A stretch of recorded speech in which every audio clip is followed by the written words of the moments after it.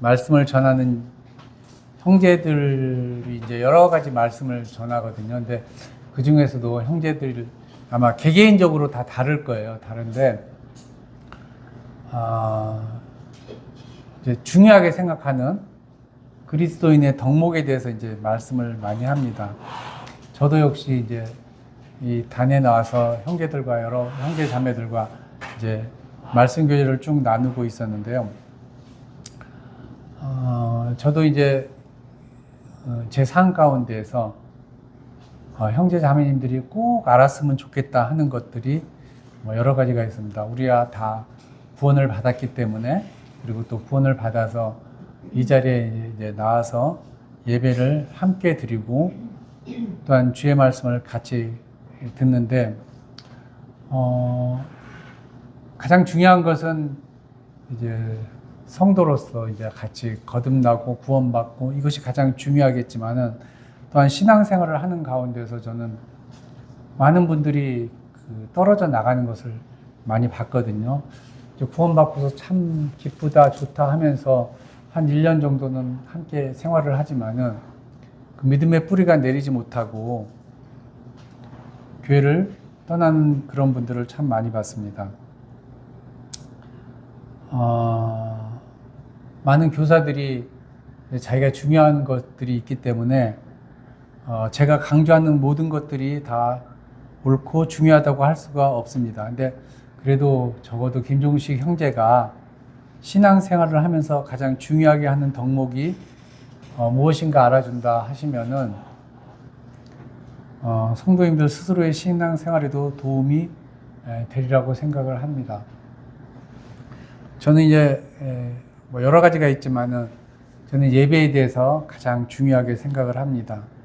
그래서 그리스도인으로서 당연히 드려야 할 예배가 가장 중요하다고 생각을 하고, 또한 성경 가운데에서 흘러있는 신구약을 통하여서 흐르는 그 예수 그리스도의 영원한 생명, 이것에 대해서도 굉장히 중요하게 생각합니다. 그래서 일전에도 한번 성경 가운데서 흐르는, 신구약 가운데 흐르는 영원한 생명과 예수 그리스도의 관계에 대해서 한번 말씀을 드렸던 적이 있습니다. 또 일전에 한번 제가 드렸던 말씀 중에 하나가 그 느헤미야 성벽에 나와 있는 10개의 문이 있죠.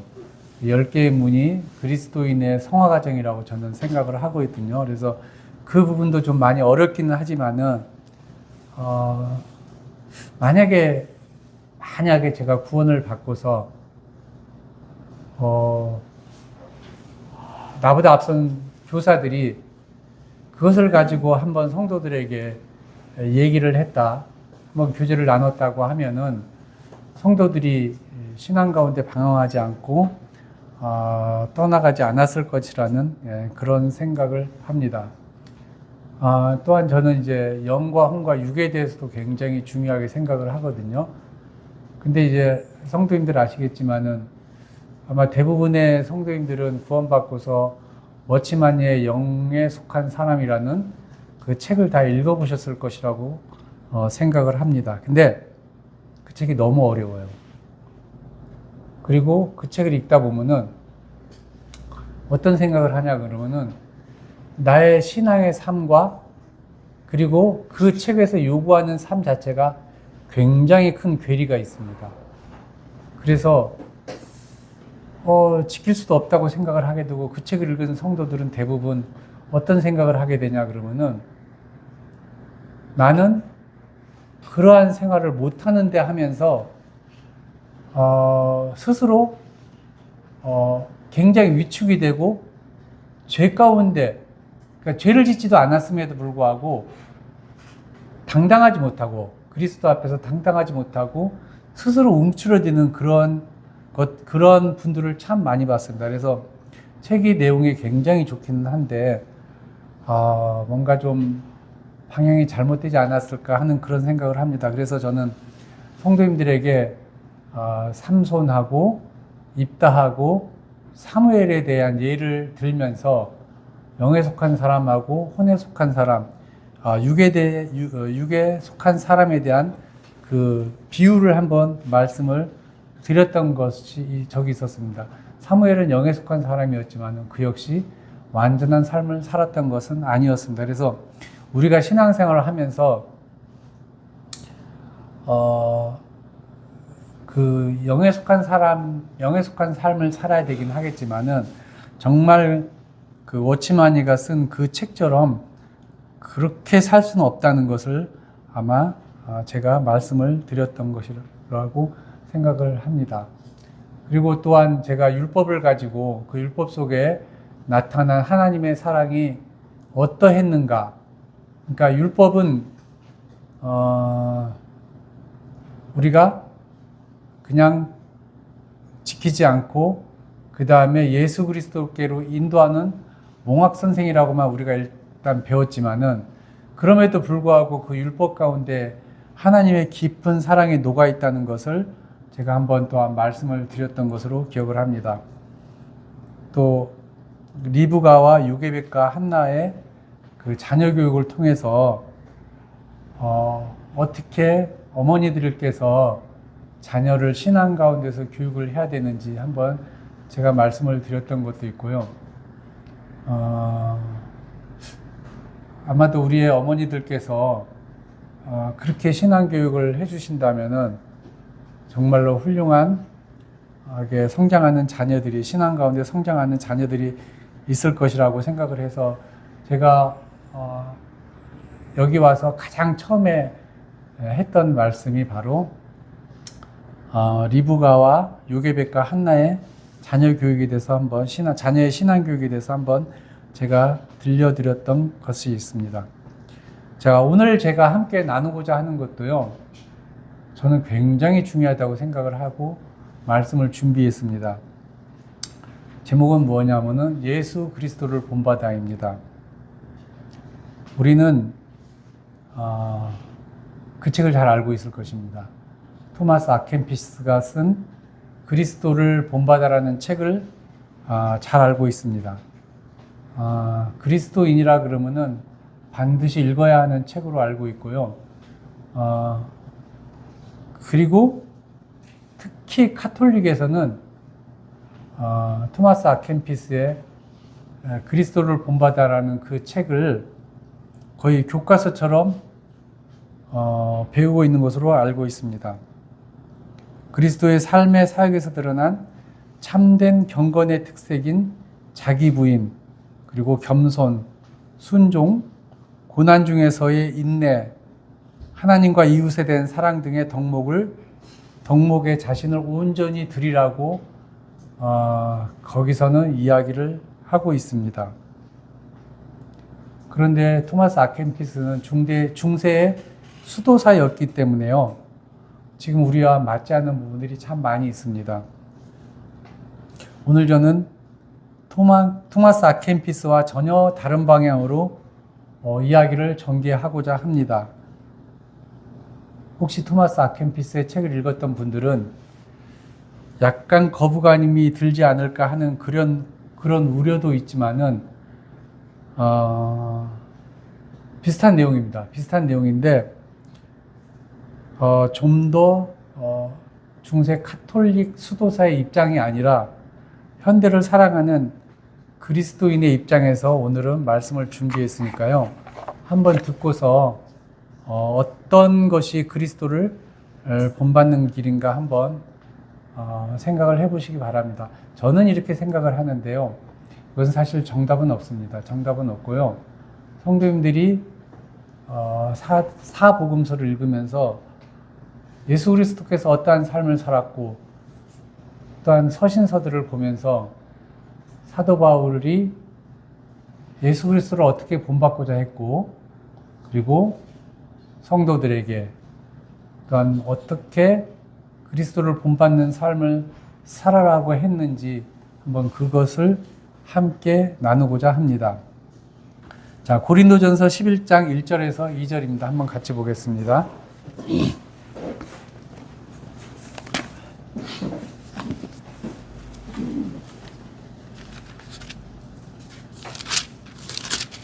자, 같이 읽겠습니다.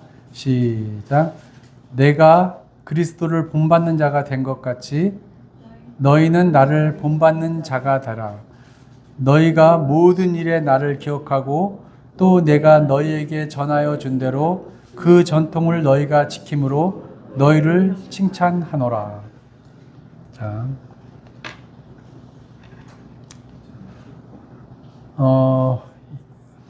인간으로 태어나서 가장 중요한 덕목은 구원을 받는 것입니다. 저는 이게 굉장히 중요한 일이라고 생각을 해요. 성경에서는 그것을 칭이라고 얘기를 하죠. 좀 길게 말하면 이신칭이라고 얘기를 합니다. 믿음으로써 의에 이른다는 뜻입니다. 로마서 10장 10절에 나오는 말씀입니다. 그럼 구원받은 성도들에게 다가오는 것은 무엇일까요? 이제 그 다음부터 우리는 성경은 우리에게 성화를 얘기를 합니다. 자, 이제 그 성화라는 것이 바로 이제 예수 그리스도를 본받는 삶이라고 할 수가 있습니다. 근데 이게 너무나 막연해요. 구체적이지가 않거든요. 저는 사실은 이 앞에서 성도님들에게 이렇게 말씀을 전할 때 막연한 것은 되게 싫어요. 막연한 것은 싫어하고, 그리고 아마 그것을 느꼈을 것입니다. 저는 막연한 것이 아니라 구체적인 것을 원하거든요. 사실은 모든 사람들이 그리스도를 본받는 삶을 살고 싶어 합니다. 그런데 그냥 토마스 아켄피스가 말한 것처럼 인내하고 그리고 자기를 부인하고 뭐 이런 아주 추상적인 개념을 가지고 이야기를 합니다. 그래서 오늘은 저는 추상적인 개념이 아니라 진짜로 한번 구체적으로 얘기를 하고자 합니다. 많은 사람들이 이렇게 우리에게 그리스도를 본받는 삶을 살려고 할 때 갈라디아서 2장 20절을 가지고 얘기를 하죠. 내가 그리스도와 함께 십자가에 못 박혔나니 그런즉 이제는 내가 산 것이 아니요 오직 내 안에서 그리스도께서 사신 것이라. 이제 내가 육체 가운데 사는 것은 나를 사랑하사 나를 위하여 자기 몸을 버리신 하나님의 아들을 믿는 믿음 안에서 사는 것이라. 이렇게 이야기를 합니다. 자, 사도 바울은 에베소서 5장 1절에 이런 얘기도 했어요. 너희는 하나님을 본받는 자가 되라 했고요. 또 예수님께서도 직접 나의 멍에를 보고 메고 내게 배우라. 마태복음 11장 29절에 이렇게 얘기를 하고 있죠. 참 그리스도인의 영원한 숙제입니다. 그리스도를 본받는 것은 내가 사모하는 사람의 인격을 닮아가는 그러한 것이죠. 그래서 제가 그냥 나를 희생하고 하나님과 성도를 사랑하면 되겠지 하는 그러한 막연한 것이 아니라 예수 그리스도의 행적을 쫓아가면서 한번 어떠한 삶을 살았는가, 그래서 구체적으로 한번 정의를 해보고자 합니다. 자, 그리스도를 본받는 첫째는 지혜입니다. 지혜. 예수님은 어린 시절부터 지혜가 출중하셨습니다. 우주 만물을 창조하신 창조자이시기 때문에 이 얘기는 두말하면 잔소리가 될 것입니다. 근데 성경에는 이 부분에 대해서 아주 여러 번 나와 있어요. 누가복음 2장 40절에 보면은 예수 그리스도에 대하여 아기가 자라며 강하여지고 지혜가 충족하며 이렇게 되어 있고요. 바로 이제 2장 46절 47절에는 사우리의 성전에서 어린 예수님을 만났죠. 부모님이요. 그가 선생들 중에 앉으사 저희에게 듣기도 하시며 묻기도 하시니 듣는 자가 다 그의 지혜와 대답을 기이 여기더라 했고요. 52절에는 예수는 그 지혜와 그 키가 자라가며 하나님과 사람에게 더 사랑스러워 가시더라 이렇게 되어 있습니다.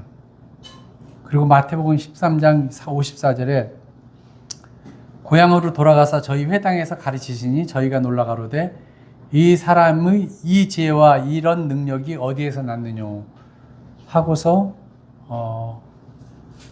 사람들이 이야기를 했습니다. 예수님은 참으로 지혜가 넘치신 분이셨습니다.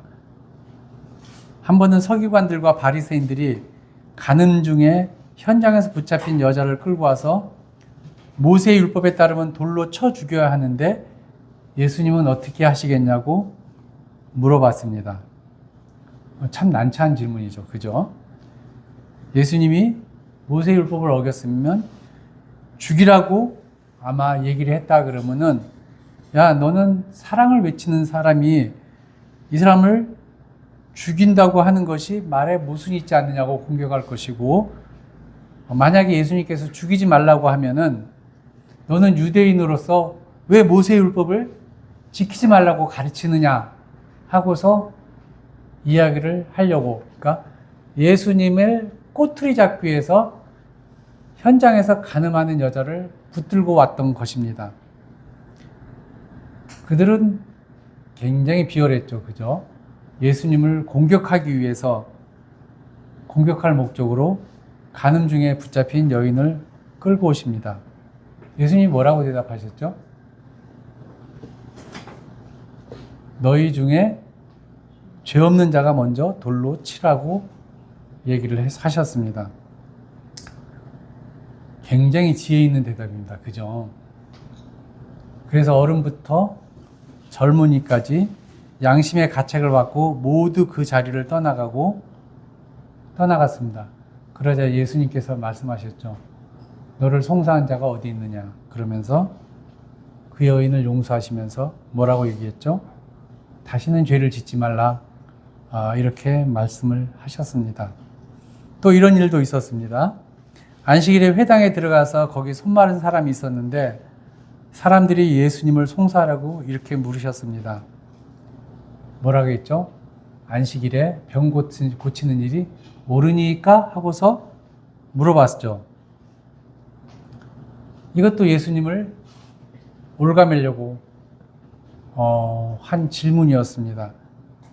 만약에 안식일에 병을 고치라고 대답한다면 너는 유대인으로서 안식일을 범하여 모세의 율법을 어겼다고 공격할 것이고, 예수님께서 안식일에 아무것도 하지 말라고 했으니까 병을 고치지 말아야 된다고 얘기를 하면은, 야, 너는 사랑을 외치는 사람이 어떻게 네가 말하는 거다고 이렇게 모순된 행동을 했느냐고 아마 공격을 했을 것입니다. 근데 예수님께서는 아주 지혜로운 대답을 하셨죠. 뭐라고 대답했죠? 뭐라고 대답했어요?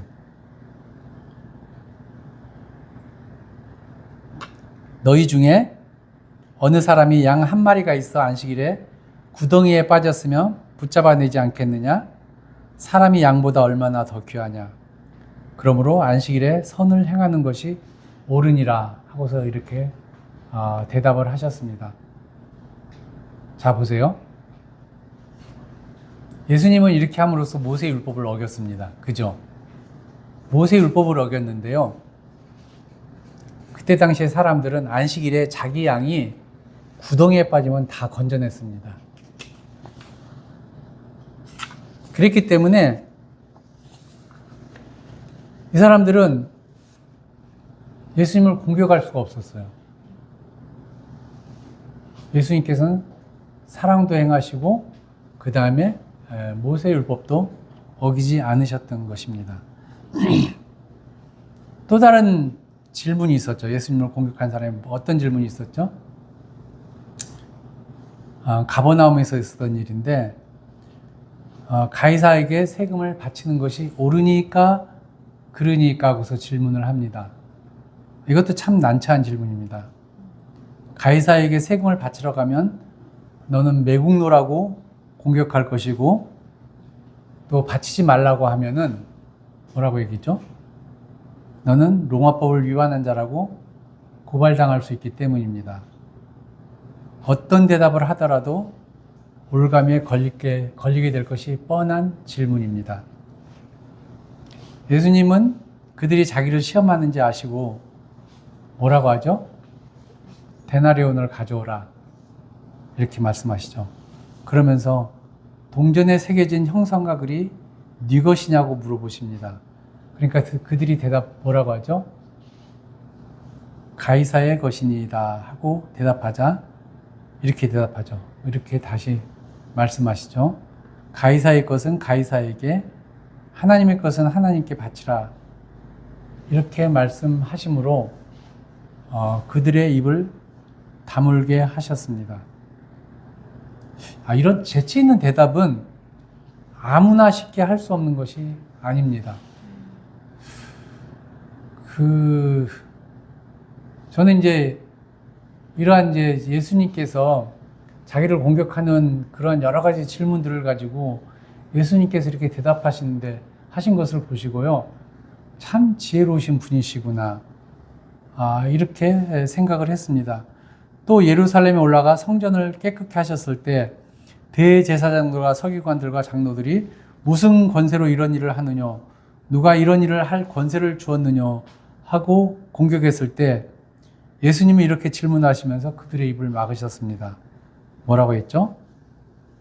나도 한 말을 너에게 물으리니 대답하라. 너희가 나한테 물었으니까 좋다. 내가 이렇게 행동을 했는데 그럼 나도 너희에게 하나로 질문하겠으니까 대답하라고 얘기를 하십니다. 그리하면 나도 무슨 권세로 이런 일을 하는지 이르리라. 요한의 세례가 하늘로서냐 사람에게로서냐 너희가 내게 대답하라. 이렇게 얘기를 합니다. 자, 만일 그들이 하늘로서라고 하면 세례 요한을 왜 믿지 않느냐고 할 것이고, 사람에게서라고 하면 모든 사람이 요한을 참 선지자로 여김으로 백성을 무수하여 아무런 대답을 하지 못하게 하기 위함이었습니다. 이제 예수님께서 제가 이게 여러 가지 지혜로운 대답을 하신 걸 가지고 말씀을 제가 했는데요. 지혜를 간직한다는 것은 상황을 똑바로 관찰하고 그리고 그것을 자기 성찰을 거친 다음에 그리고 이것을 꿰뚫어보는 통찰을 거치고 그리고 올바로 진찰하는 해안을 가지는 것이라고 말합니다. 예수님은 제자들을 다루실 때도 성품을 바꾸도록 하신 것이 아니라 그대로 감싸 안으셨습니다. 지난번에 제가 말씀을 해드렸듯이 우리 아들은 세베대의 아들들의 성품을 바꾸려 하지 않고요. 사랑으로 감싸 안으셨기에 훗날 그들이 담대하게 예수님의 복음을 전할 수 있었고요. 3번이나 부인한 베드로의 충성심도 이끌어낼 수가 있었던 것입니다. 자, 우리는 이것이 당연하다고 생각을 합니다. 왜냐하면 주님은 우주 만물의 창조자이시니까 그런 지혜가 있는 것이 당연하다고 하면서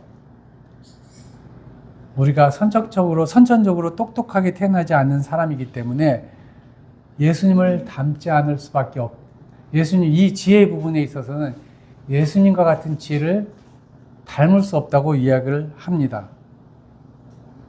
그래서 예수님의 지혜를 본받으라고 이렇게 얘기를 하면은요, 많은 사람들이 약간 거부감을 표출하는 것을 많이 봅니다.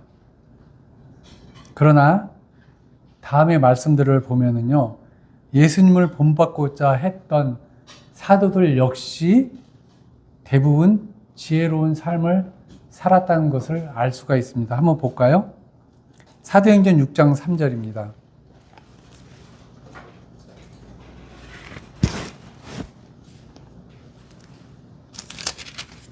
자, 이렇게 기록이 되어 있습니다.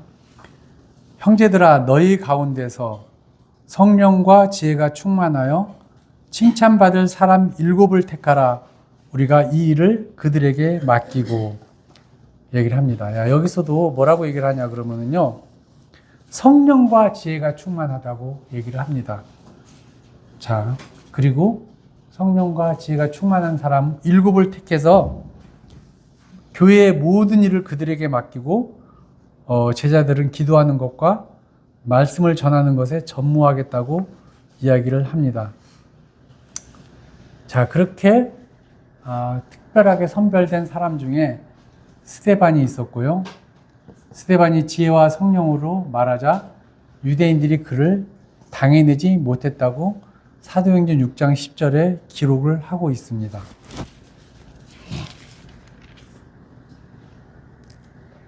이렇게 돼 있죠. 스데반이 지혜와 성령으로 말함을 이렇게 얘기를 하고 있습니다. 자, 그뿐만 아니라 사도 바울도 고린도에 있는 교회들에게 편지를 보내면서 이렇게 얘기를 하고 있습니다. 고린도전서 14장 20절에요. 형제들아, 지혜에는 아이가 되지 말고 악에는 어린아이가 되라. 지혜에 장성한 사람이 되라. 이 얘기를 하고 있습니다. 그러니까 예수님도 그랬고요. 사도 바울을 비롯한 제자들도 우리 성도들에게 뭐라고 얘기했냐면요. 지혜에 있어서는 장성한 사람이 되라고 얘기를 했습니다. 자, 사도 바울이 얼마나 하나님 앞에 성도들에게 지혜로운 사람이 되라고 강조했는지 다음의 편지들에서도 우리가 확인을 할 수가 있습니다. 골로새서 1장 9절에 이로써 우리도 듣던 날부터 너희로 하여 기도하기를 그치지 아니하고 구하노니 너희로 하여금 모든 신령한 지혜와 총명에 하나님의 뜻을 아는 것으로 채우게 하시고. 자, 우리가 그 지혜가 뭐냐면은 하나님의 뜻을 아는 것입니다. 그것으로 채우게 하라고 그랬고요. 골로새서 3장 16절에 이렇게 또 돼 있어요. 그리스도의 말씀이 너희 속에 풍성히 거하며 모든 지혜로 피차 가르치며 권면하고 시와 찬미와 신령한 노래로 부르며 마음의 감사함으로 하나님을 찬양하고 이렇게 얘기를 했습니다. 모든 지혜로 하나님을 아는 지혜로 피차 가르치라고 얘기를 했습니다. 그래서요, 우리는 내가 똑똑하지 못하다고 그리고 이것은 나의 영역이 아니라고 물러나서는 안 되는 것이고요. 안 되는 것입니다. 왜냐하면 성경이 그렇게 명령을 했기 때문에 그렇습니다. 자, 야고보서 1장 5절에 이렇게 기록이 되어 있어요. 너희 중에 누구든지 지혜가 부족하거든 모든 사람에게 후히 주시고 꾸짖지 아니하시는 하나님께 구하라. 그리하면 주시리라. 이렇게 얘기했습니다. 이거 명령이에요. 그죠? 너희가 지혜가 없으면은 하나님께 구하라 이거예요. 이거는 명령입니다. 모든 그리스도인과 성도들에게 하시는 하나님의 명령입니다. 우리가 지혜가 없기 때문에 나는 못해요 이것이 아니라 내가 지혜가 부족하면은요 주님께 지혜를 달라고 기도를 해야 된다는 것입니다. 우리가 지혜에 출중했던 사람을 알고 있죠. 그죠? 솔로몬이죠. 솔로몬은요, 하나님께서 너에게 무엇을 줄까 얘기를 했더니요, 다른 거 다 필요 없다 그랬어요. 나는 어린아이이고, 아이므로, 주께서 주신 이 백성을 다스릴 수가 없습니다. 이 백성을 다스릴 수 있는 지혜를 달라고 얘기를 했어요. 그랬더니 하나님이 뭐라고 했어요? 네가 재물을 구하지 않고 내게 지혜를 구해서 내가 기쁘다고 얘기를 했어요. 그죠? 굉장히 하나님께서 그것에 대해서 기쁘다고 했고 진짜 굉장히 이뻐하셨죠. 그죠? 그래서 지혜도 주시고 재물도 주셨습니다. 자, 그래서 우리는 우리가 지혜가 부족하면요 하나님께 지혜를 달라고 요구를 하셔야 돼요. 그리고 우리 역시 지혜롭게 살기 위해서 많은 노력을 해야 됩니다. 지혜로운 사람은 그의 말에 힘이 있어 사람들을 논리적으로 잘 설득할 수 있고요.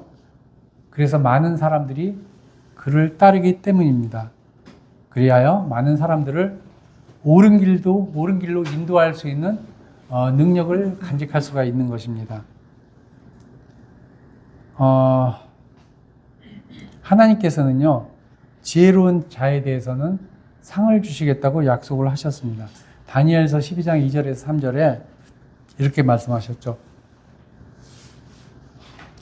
땅의 티끌 가운데서 자는 자 중에 많은 자가 깨어 영생을 얻는 자도 있겠고 수욕을 받아서 무궁히 부끄러움을 입은 자들도 있을 것이며 지혜 있는 자는 궁창의 빛과 같이 빛날 것이요 많은 사람을 옳은 대로 돌아오게 한 자는 별과 같이 영원토록 빛이라 이렇게 했습니다. 그러니까 지혜로운 자는 궁창의 빛과 같이 빛난다고 얘기를 했습니다. 그렇기 때문에요. 지혜는 반드시 구해야 됩니다. 자, 두 번째는 열정입니다. 성실하게 실천하는 것을 말하는 것입니다. 지혜가 정적인 것이라면 열정은 동적인 것입니다. 예수님은 열정이 넘치셨던 분입니다. 공생의 초기 6월절에 예루살렘에 올라가셨는데요. 성전 안에서 소와 양과 비둘기 파는 사람들과 돈을 바꾸는 사람들이 많은 것을 보시고요. 노끈으로 채찍을 만들어서 양과 소를 다 성전에서 내어 쫓으셨습니다. 또한 돈 바꾸는 사람들의 돈을 쏟으시고 상을 엎으셨습니다. 그러면서 내 아버지의 집으로 장사하는 집을 만들지 말라고 단호하게 말씀을 하셨습니다. 그래서 뭐라고 얘기했죠? 주의 길을 사모하는 열성이 나를 삼키리라. 이러한 예언이 응했다. 이렇게 성경에는 기록되어 있습니다. 예수님의 열정이 넘치셨기 때문에요. 성도님들은 성경을 어떻게 읽으셨는지 모르겠지만요. 예수님의 하루 일과를 제가 한번 점검을 해봤어요. 얼마나 바쁘게 사셨는지 제가 한번 점검을 해봤거든요. 자, 복음서를 자세히 보면은요. 마태복음 5장하고 7절에 산상수훈이라고 할 수 있을 정도로 아주 긴 말씀이 나옵니다. 이것을 요약해서 산상수훈으로 기록을 했으니까요. 아마 아침부터 꽤 늦은 시간까지 말씀을 하셨을 것입니다. 자, 산에서 내려와서 한 문둥병자를 고치시고 그리고 가버나움으로 들어가셨습니다. 가버나움에서는 백부장의 하인을 고치셨으며 그리고 베드로의 장모의 열병을 고치셨습니다. 그리고 마태복음에 이렇게 기록되어 있어요. 저물매 많은 사람들이 귀신 들린 자를 데리고 예수께 오거늘 예수께서 말씀으로 귀신들을 내어쫓 주시고 병든 자를 다 고치시니 이렇게 마태복음 8장 16절에 기록이 되어 있습니다. 자, 동일한 말씀이 마가복음에는 이렇게 기록되어 있습니다. 저물어 해질 때 모든 병자와 귀신 들린 자를 예수께 데려오니. 자, 보세요. 말씀을 전해서 굉장히 지쳐 있었어요. 근데 어떻게 되어 있죠? 저물었다 그랬어요. 저물었어. 해가 졌어요. 그런데도 모든 병자와 귀신 들린 자들이 예수께 나왔습니다. 예수님께서 다 고치셨습니다. 아마 밤새도록 일하셨을 것입니다. 예수님께서는요, 이렇게 밤중까지 자기에게 오는 모든 자들을 물리치지 않으시고 열정으로 일하셨습니다. 이건 보통의 초인적인 체력이 아니면 견딜 수 없는 그런 생활이었습니다. 예수님은 그렇게 공생의 기간 동안 헌신으로 자신을 불태우셨습니다. 그렇게 바쁘고 피곤함에도 불구하고요. 성경에 뭐라고 기록이 되어 있죠? 오히려 새벽 혹은 날이 저문 후에 제자들을 물리치시고 하나님께 기도하는 생활을 게을리하지 않았다고 성경에는 기록이 되어 있습니다. 이게 마태복음 14장 23절하고요. 마가복음 1장 35절에 기록이 되어 있습니다. 자, 봐요. 이렇게 바쁘게 사셨던 분이에요. 우리는 이렇게 못 살거든요. 힘들어서 못 살아요. 예수님도 육신을 가졌기 때문에 우리와 똑같은 성정을 가지고 계셨어요. 근데 저 역시도 이렇게 못 삽니다. 힘들게 오면은 집에 들어오면 그냥 누워서 자고 싶어요. 근데 예수님은요, 반드시 하나님과 교통하는 생활을 하셨습니다. 기도하셨고요. 또한 제자들이 다 자러 갔을 때 혼자서 기도하시고 또 그렇지 않으면 새벽에 일어나서 기도하셨어요. 정말로 대단하신 분입니다. 자, 이 말씀에 대하여 킹 제임스 성경에는 이렇게 and 이런 접속사를 사용했어요. 이튿날 새벽이 끊어진 날이 아니라는 것을 이렇게 표시했고요. 우리말 성경은 뭐라고 되어 있냐면은 and를 오히려라고 번역을 했어요. 그래서 오히려라는 단어가 예수님이 자신을 돌아보시지 않고 하나님 앞에 그 일을 얼마나 열정적이었는지 잘 표현해 주고 있습니다. 그렇게 마태복음 1장 5절부터 각 절마다 and라는 접속사를 사용해서요. 예수님의 하루 일과를 긴박하게 연결하고 있습니다. 성도님들은 아마 이거 못 보셨을 것입니다. 그저 말씀만 읽으셨는데요. 저는 이것을 이렇게 보면서 하루 일과가 어떤가 저도 역시 이 말씀을 준비하면서 이렇게 봤기 때문에 그 하루하루 일과가 얼마나 긴박하게 돌아갔는가 하는 것을 봤고요. 그랬기 때문에 마가복음 3장 20절에 뭐라고 했죠? 밥 먹을 시간도 없었다고 기록하고 있어요. 식사하실 시간도. 우리의 삶이 아무리 바빠도요, 그렇게 밥을 못 먹을 정도로 바쁘지 않을 것입니다. 예수님은 결코 말만 앞세운 종교 지도자들처럼 행동하지 않으셨습니다. 예수님은 그들에 대하여 이렇게 말씀하셨습니다. 한번 볼까요? 뭐라고 얘기를 했냐면은 이렇게 얘기를 했어요. 그냥 제가 읽겠습니다. 시간 굉장히 제가 오늘은 원고를 좀 길게 준비를 해서요. 마태복음 23장 2절에서 6절에 이렇게 말씀하셨습니다. 서기관들과 바리새인들이 모세의 자리에 앉았으니 그러므로 무엇이든지 저희의 말하는 바는 행하고 지키되 저희의 하는 행위는 본받지 말라. 저희는 말만 하고 행치 아니하며 또 무거운 짐을 묶어 사람의 어깨에 지우되 자기는 이것을 한 손가락으로도 움직이려 하지 아니하며 저희의 모든 행위를 사람에게 보이고자 하여 하나니 곧 그 차는 경문을 넓게 하고 옷을 크게 하고 잔치의 상석과 회당의 상자와 시장에서 문안받는 것과 사람에게 랍비라 칭함을 받는 것을 좋아하느니라. 예수님은 지혜가 가득한 분이고요. 열정을 가지고 솔선수범하셨기에 모두가 존경하며 따랐지만은요. 예수님은 그 존경하고 그렇게 따르는 것을 사실 원하지 않았습니다. 그저 정말로 지혜롭게 행동하셨고 그리고 열정을 가지고 모든 일을 행했던 것입니다. 자, 세 번째는 자신에게 닥쳐오는 시련과 고난을 인내로서 견디셨습니다. 이것을 우리는 참된 용기라고 얘기를 하고 있죠.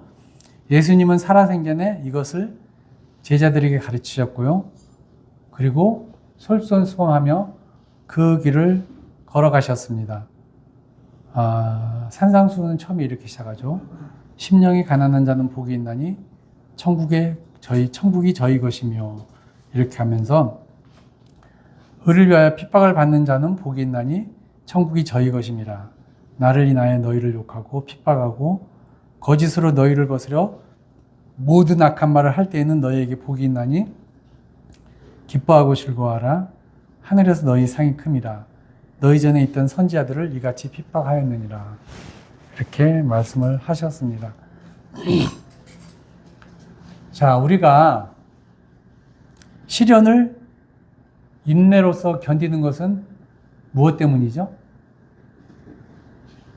무엇 때문이라고 생각하세요?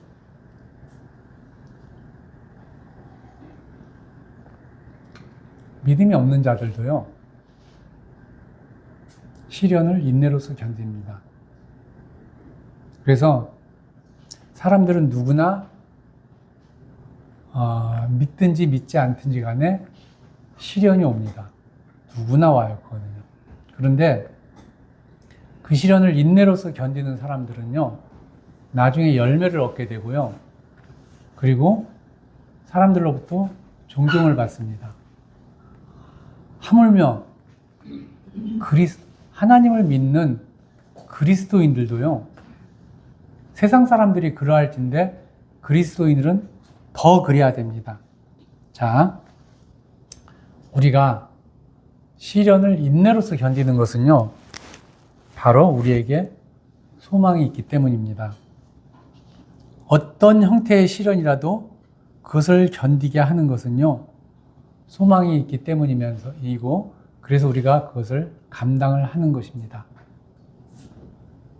세상 사람들은요,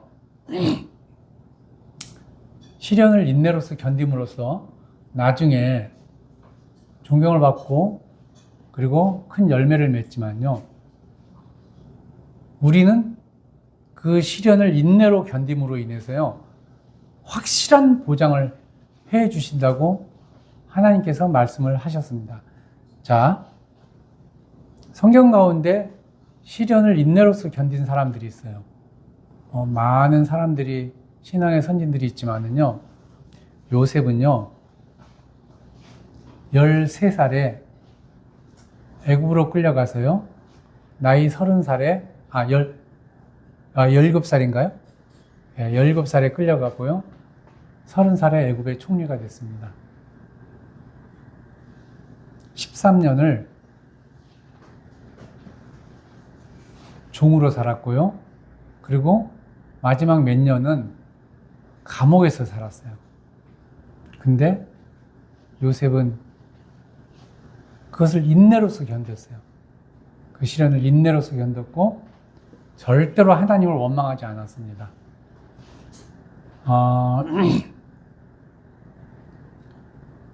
그 보디발의 아내가 요셉을 겁탈했다고 거짓으로 해가지고 감옥으로 들어갔을 때도요, 정말 억울하잖아요. 그죠? 너무너무나 억울합니다. 그럼에도 불구하고요, 그 억울한 것을 하나님 앞에, 왜 나를 이따위로 만듭니까? 내가 이렇게 주님을 섬겼는데 나를 왜 이렇게 하십니까? 한 번도 원망하지 않았습니다. 인내했어요. 어떻게 됐죠? 애굽의 2인자가 됐습니다. 바로 다음에 2인자가 됐죠. 자, 다니엘 역시 마찬가지예요. 다니엘도요, 이방 나라에 붙잡혀 가서 굉장히 큰 시련을 받았습니다. 근데 그것을 인내로서 견뎠을 때 그가 바벨론의 2인자가 됐고요. 그리고 바벨론을 점거한 페르시아에서 또다시 총리가 됐습니다. 이거는 성도님들 어떻게 생각할지 모르겠지만은요, 두 제국에서 총리를 한 사람이에요. 그죠? 이건 있을 수가 없는 것입니다. 자, 하다못해 임금이 죽고 새로운 임금이 오잖아요. 그럼 그 임금이 과거에 자기 아버지 때의 총리나 그리고 관료들은 다 몰아냅니다. 그리고 자기가 다스릴 수 있는 자기 사람으로 채워요. 이거는 세상의 이치예요. 삼성의 이건희 회장이 죽었을 때요. 이건희 회장이죠. 이병철 회장이 죽었을 때 이건희는 아버지의 가신들을 다 없앴어요. 그죠? 그건 다 아실 것입니다. 자, 아버지와 아들 관계도 이런데 이거는 나라가 바뀌었어요. 그죠? 바벨론하고 페르시아 나라가 바뀌었거든요. 정복한 사람이 피정복국의 총리를 갖다가 기용해서 쓴 것입니다. 이거는 있을 수가 없는 것이에요. 그럼에도 불구하고 그가 그러한 일을 할 수 있었던 것은요, 바로 그가 시련을 인내로서 버티는 버텼기 때문입니다. 그것은 뭐냐면 바로 하나님에 대한 소망이 있었기 때문에 이것이 가능했던 것입니다. 자, 우리는 예수님의 인내를 잘 알고 있습니다.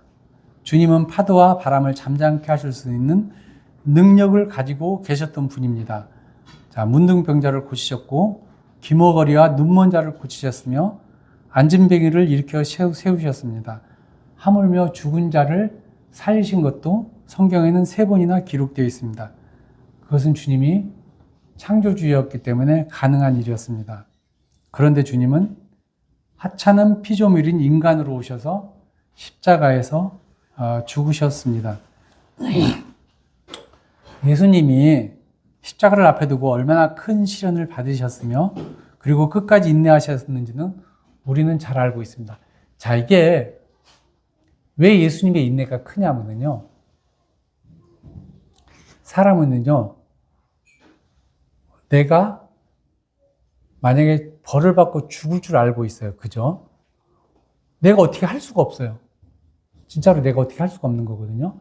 근데 예수님은 하실 수가 있는 분이에요. 그죠? 나를 죽이려고 하는 사람들을 내가 어떻게 하고 죽이실 수가 있는 분이에요. 그런데 그 권을 쓰지 않으신 분입니다. 그 능력을 쓰지 않으신 분이에요. 이거 대단한 인내예요. 정말로 큰 인내거든요. 자, 베드로가 칼을 빼어서 말고의 길을 잘라버리죠.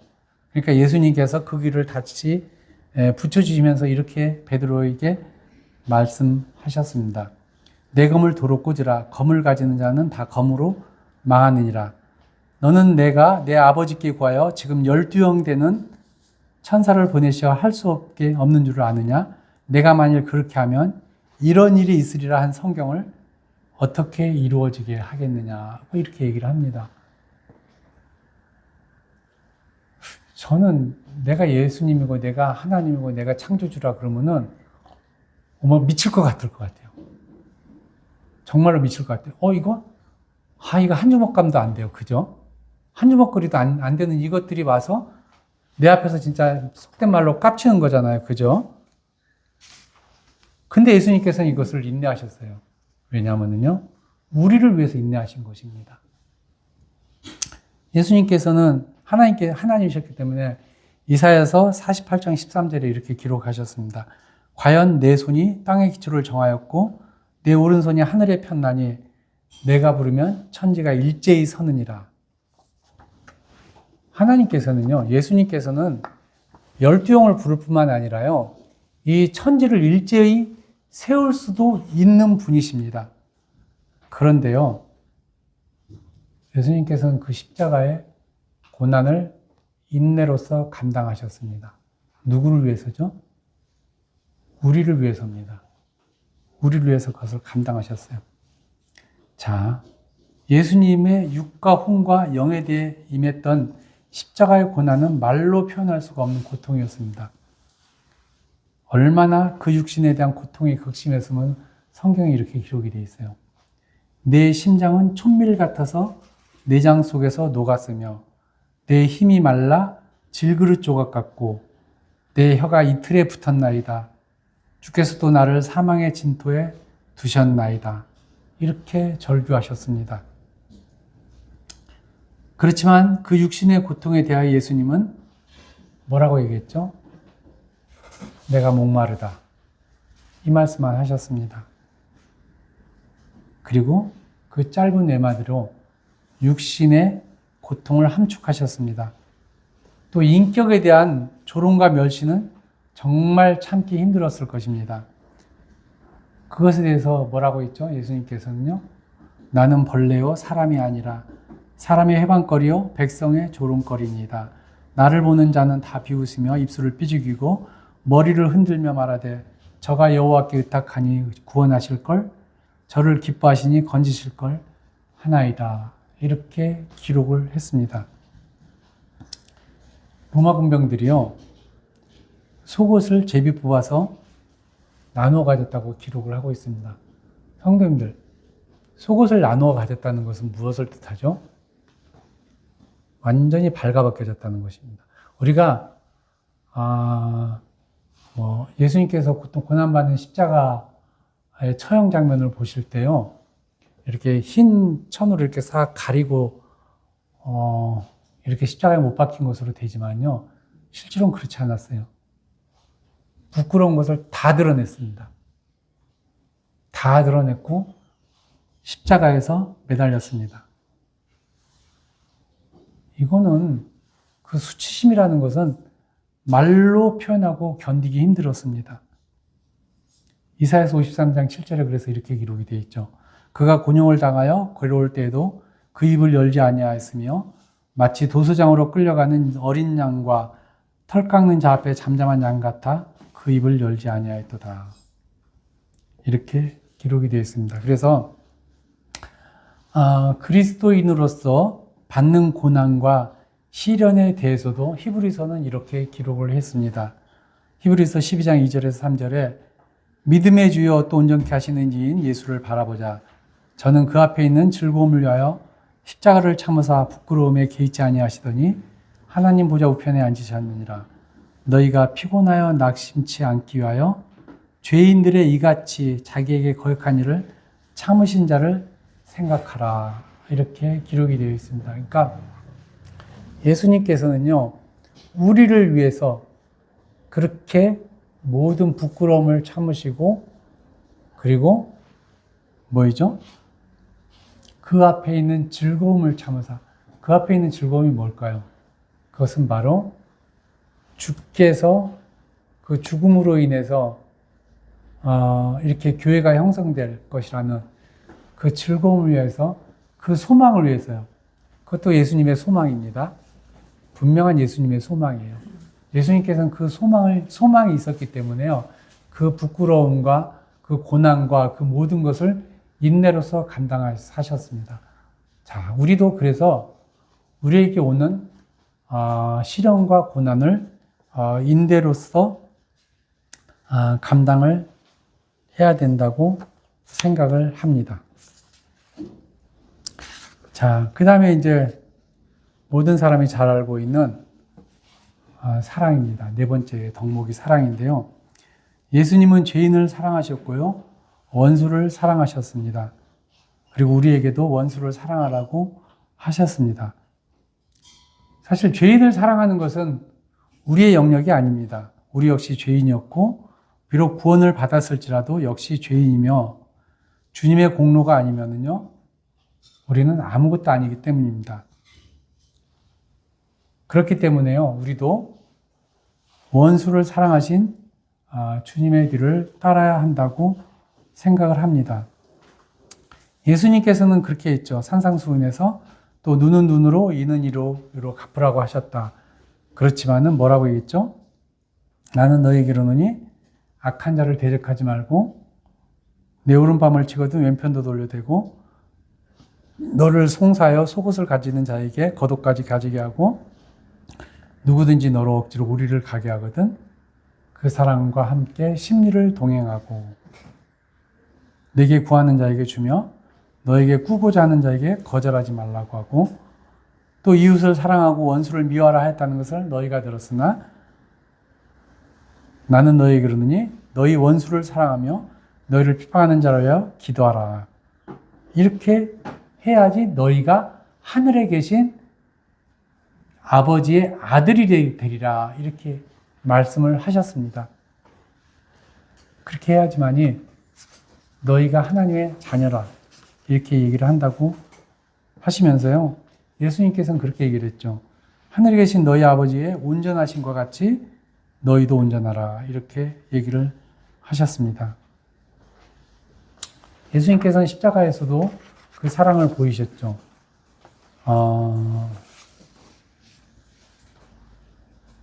뭐라고 했죠? 아버지여 저희의 죄를 사하여 주옵소서. 그들이 자기 하는 것을 알지 못하니이다 하고서 예수님께서는 자기를 조롱하고 핍박하는 십자가에 못 박는 그 사람들마저도 아버지 하나님께 사하여 달라고 얘기를 했습니다. 사도 바울도 로마서 12장에 그렇게 얘기를 했어요. 이건 한번 볼까요? 로마서 12장 14절에서 21절입니다.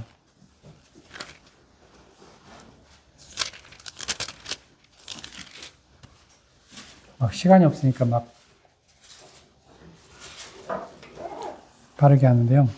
자, 제가 34절에서 37절을 14절에서 21절을 읽겠습니다. 너희를 박해하는 자를 축복하라. 축복하고 저주하지 말라. 즐거워하는 자들과 함께 즐거워하고 우는 자들과 함께 울라. 서로 마음을 같이하며 높은 데에 마음을 두지 말고 도리어 낮은 데 처하며 스스로 지혜 있는 채 하지 말라. 아무에게도 악을 악으로 갚지 말고 모든 사람 앞에서 선한 일을 도모하라. 할 수 있거든 너희로서는 모든 사람과 더불어 화목하라. 내 사랑하는 자들아, 너희가 친히 원수 갚지 말고 하나님의 진노하심에 맡기라. 기록되었으되 원수 갚는 것이 내게 있으니 내가 갚으리라. 주께서 말씀하시느니라. 내 원수가 줄이거든 먹이고 목마르거든 마시게 하라. 그리함으로 내가 숯불을 그 머리에 쌓아 놓으라. 악에게 지지 말고 선으로 악을 이기라. 이렇게 말씀을 하셨습니다.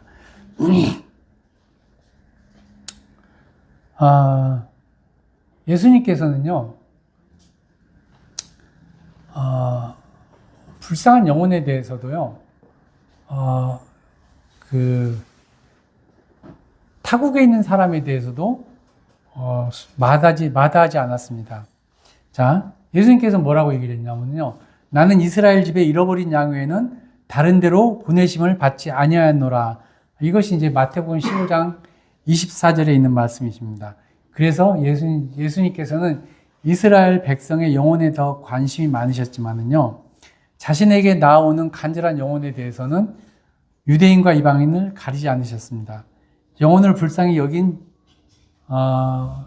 예수님께서 얼마나 영혼을 불쌍히 여기셨냐 하는 것은요, 이방인 땅 거라사 지방이요, 거기까지 가셔서 광인을 고치시기까지 이릅니다.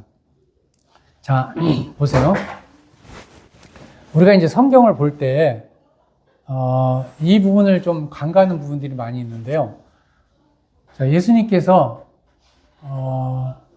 저물매 배를 대고서 건너편으로 가자고 이렇게 말씀을 하십니다. 갈릴리에서요.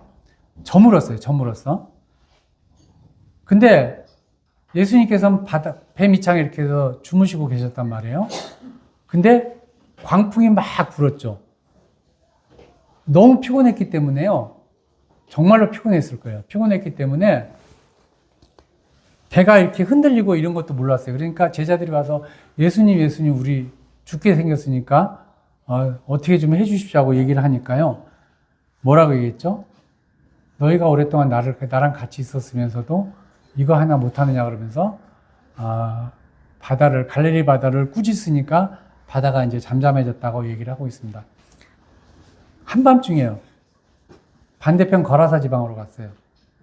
제가 생각하기에는 아마 12시에서 아마 2시쯤 되셨을까? 이런 생각이 들어요. 한밤중이니까. 그런데 거기를 가자고 재촉을 했죠. 왜 갔죠? 거기에 무덤 가운데에서 군대 귀신 들린 광인을 찾아서 그를 구원하셨습니다. 그는 너무 많은 군대 귀신에 사로잡혔기에 쇠사슬과 고랑을 채워도 그것을 끊고 도망갈 정도로 비참한 삶을 살았던 사람이었습니다. 그가 제정신이 있어 자기를 구해달라고 기도했을 리가 만무하죠. 그죠? 더구나 데가볼리는 유대인 지방이 아니었습니다. 거기는 유대인들이 금기하는 돼지를 키우고 있는 헬라인 땅으로 예수님을 배척한 다른 나라였습니다. 그런데 예수님은요, 단지 이 한 사람만을 위해서 피곤함을 무릅쓰고 한밤중에 거친 파도를 헤쳐서 그곳에 가셨고요. 그리고 그를 고치신 후에는 즉시 돌아오셨어요. 참 대단하지 않으세요? 저는 이제 예수님의 이런 행적들을 보면서요, 이거는 정말로 대단한 행적이라고 생각을 합니다. 예수님께서는요, 사람이 만일 온 천하를 얻고도 제 목숨을 잃으면 무엇이 유익하리요? 사람이 무엇을 주고 제 목숨을 바꾸겠느냐고 이렇게 말씀을 하셨고요. 그 말씀을 실천하기 위해서 거기까지 가셨던 것입니다. 그러니까 예수님은 언행일치가 되셨던 분이에요. 언행일치가. 자, 다섯 번째로는 이 원고가 너무 많은데 온유와 겸손과 순종입니다. 예수님께서는 이렇게 얘기를 하셨죠. 마태복음 11장 29절에 나는 마음이 온유하고 겸손하니 나의 멍에를 보고 내게 배우라. 그러면 너희 마음이 쉼을 얻으리니. 이렇게 얘기를 하셨습니다. 예수님은 진정으로 온유하고 겸손하신 분이셨습니다. 다만 유대인의 관원이나 종교 지도자들을 향해서는 엄격하셨는데 그것은 그들이 위선으로 가득 찼기 때문입니다. 또한 어떻게 해서든지 예수님을 수렁에 빠뜨리기 위해서 힘을 잡으려고 했기 때문이었습니다. 유대인의 관원이라 하더라도요, 스스로 겸손하고 이랬던 사람에 대해서는 예수님께서 온유하게 대하셨어요. 그래서 주님은 죽게 나오는 자들을 금하신 적이 없으셨습니다. 딱 한 번 죽게 나오는 자들을 피하신 적이 있었는데요. 왜 피하셨죠?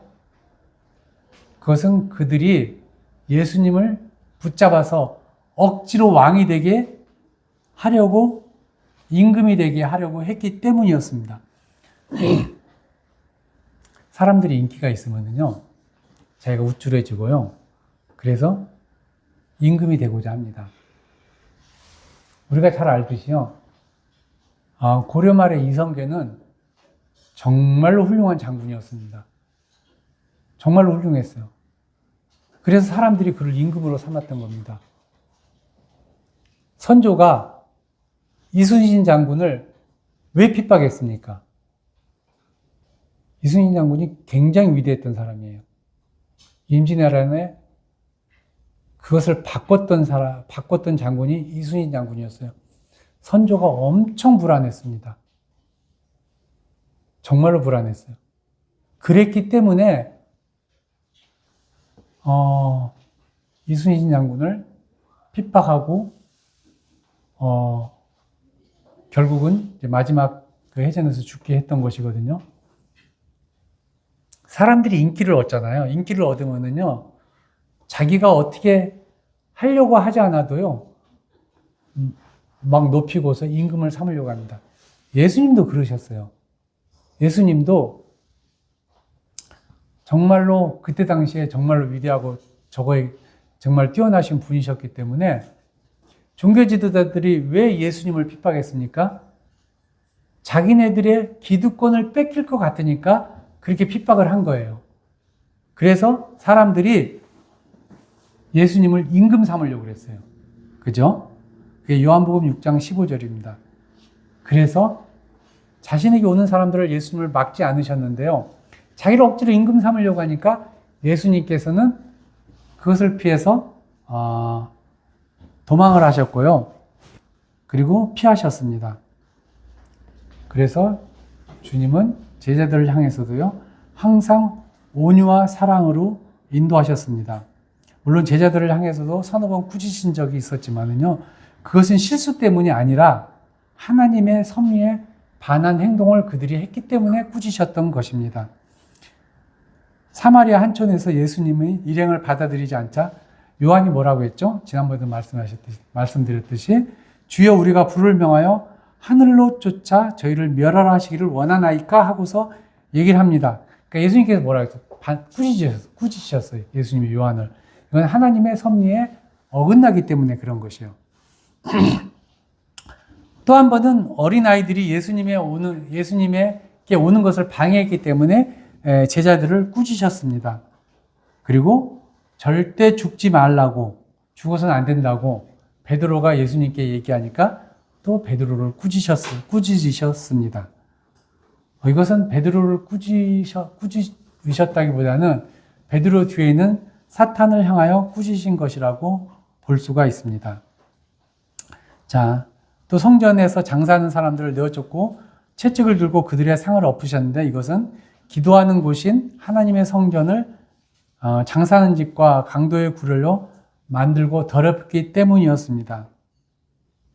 예수님께서는요, 잡히시던 날 저녁에 손수 제자들의 더러운 발을 씻겨주심으로써 항상 섬기고 사셨던 삶의 본보기를 보여주셨고요. 제자들에게도 그렇게 살라고 요구하셨습니다. 실제로 성경 가운데서 훌륭한 삶을 살았던 아브라함과 이삭과 야곱과 욥, 그리고 요셉과 사무엘, 다윗 등 많은 믿음의 선진들이 잘 보시면은요, 굉장히 온유한 삶을 살았고요. 고난 가운데서 인내하면서 주님을 따랐습니다. 자, 이제 마지막으로 주님을 따르는 삶은 거룩한 삶입니다. 주님은 생전에 거룩한 삶을 살라고 직접 가르치지는 않으셨습니다. 그렇지만 주님은 스스로 청빈하고 거룩한 삶을 살면서 모든 사람의 본이 되셨습니다. 그리고 거짓되고 위선적인 삶을 사는 바리새인을 포함한 종교 지도자들의 삶을 지적하셨고요. 그래서 그들의 미움을 받아서 십자가에 고난을 받고 죽으셨던 것입니다. 성경은 그리스도인들이 그렇게 거룩한 삶을 살으라고 여러 군데 기록하여 두었습니다. 있죠? 에베소서 5장 8절에 너희가 자네는 어두움이더니 이제는 주 안에서 빛이라 빛의 자녀들처럼 행하라 이렇게 얘기를 했고요. 또 골로새서 3장 1절에서 10절에 이렇게 또 거룩하게 살라고 기록을 했습니다. 그리고 베드로전서 1장 16절에도 내가 거룩하니 너희도 거룩할지어다 하셔서 베드로도 역시 이야기를 했습니다. 자, 이제 얘기를 거의 마칠 때가 됐는데요. 이처럼 예수 그리스도를 본받는 것은 참으로 어려운 일입니다. 그죠? 근데 어때요? 제가 처음에 말씀을 드렸듯이 이거 막연하지 않죠. 그죠? 막연하지 않습니다. 제가 지혜롭게 살라 그랬고요. 그리고 열정으로 살라 그랬고요. 그리고 또 어떻게 살라 그랬죠? 예, 인내로서 시련을 인내로서 견디라고 했고요. 그리고 온유한 삶을 살라 그랬고요. 그리고 거룩한 삶을 살라고 얘기를 했습니다. 그래서 그저 막연한 것이 아니라 예수님의 삶을 하나하나 이렇게 살펴보면서요. 막연하게 그리스도를 닮는 것이 아니라 우리도 역시 지혜가 부족하면은요. 주께 지혜를 달라 하시고요. 그리고 내가 좀 더 피곤하더라도 피곤한 손발을 일으켜 세우고서 다시 한번 주님의 일을 할 수 있는 그러한 열정을 가지시고 그러한 삶을 살았으면 좋겠다고 생각을 합니다. 사도 바울도 역시 온전히 주님께서 걸어가신 그 길을 따라갔습니다. 그는 하나님을 아는 지혜에서 거침이 없었고요. 그래서 많은 계시를 받아 신약 성경을 완성했습니다. 또한 열정을 가지고 그리스도를 전파하는데 자기를 돌보지 않았습니다.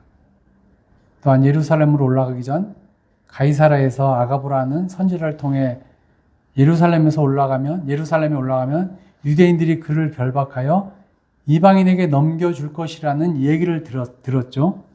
그래서 모든 성도들이 예루살렘으로 올라가지 말라고 권할 때 이렇게 대답을 합니다. 너희가 어찌하여 울어 내 마음을 상하게 하느냐. 나는 주 예수의 이름을 위하여 결박받을 뿐 아니라 예루살렘에서 죽을 것도 각오하였느니라 하고 이렇게 기록을 해 있죠. 그러니까 성도들이 이렇게 권하여도 그 뜻을 굽히지 않자 뭐라고 했어요?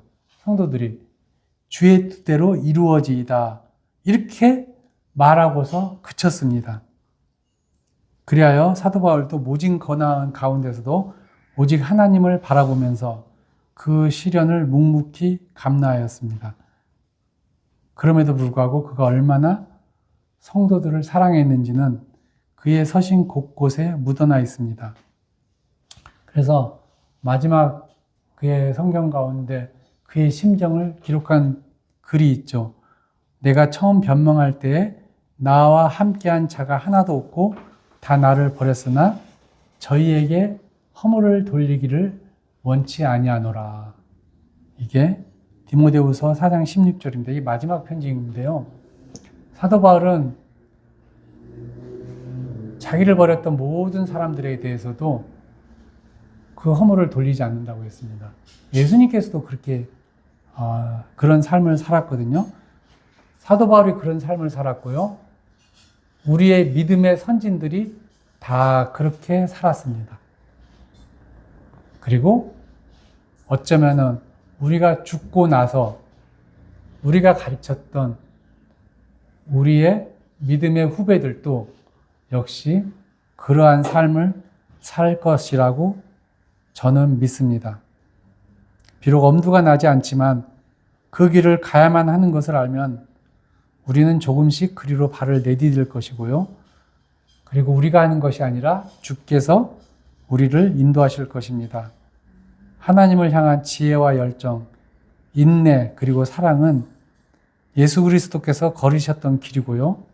사도 바울과 수많은 믿음의 선진들이 표대로 삼았던 가치들입니다. 그리고 우리가 지금 삼고 가는 그 길이고요. 우리 믿음의 후배들이 역시 똑같이 걸어가야 할 그 길이라고 저는 믿습니다. 성경 한 구절 읽고 마치도록 하겠습니다. 데살로니가전서 1장 3절입니다.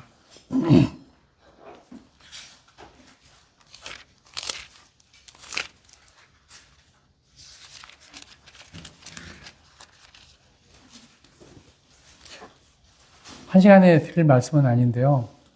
마음이 바빠서 그냥 하다 보니까 좀 시간이 그래도 오바를 했네요. 한번 같이 읽도록 하겠습니다. 시작. 너희 믿음의 역사와 사랑의 수고와 우리 주 예수 그리스도에 대한 소망의 인내를 우리 하나님 아버지 앞에서 끊임없이 기억함이니. 예, 기도하도록 하겠습니다.